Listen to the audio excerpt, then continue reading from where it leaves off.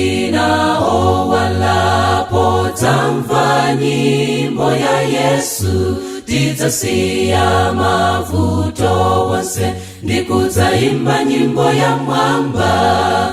Imba haleluya dziko lonse, posachedwa tiwona Yesu podzali lalipenga.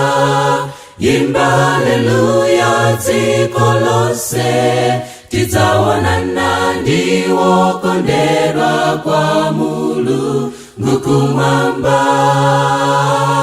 Mawawina tidzaimba nyimbo yatu ya chigonjetso, tikadzasiya mavuto wonse ndikudzavala chosafanso.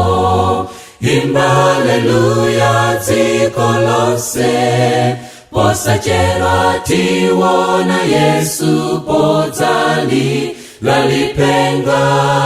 Imba haleluya dziko lonse, tidzaonana ndiwo kondedwa kwa Mulungu kumwamba.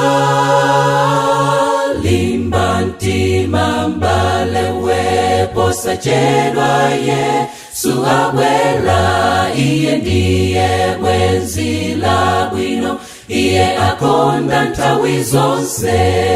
Imba haleluya dziko lonse, posachedwa tiwona Yesu podzali lalipenga.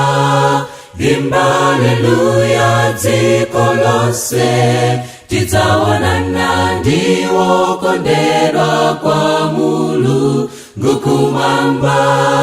Imba haleluya dziko lonse, imba haleluya dziko lonse, imba haleluya dziko lonse.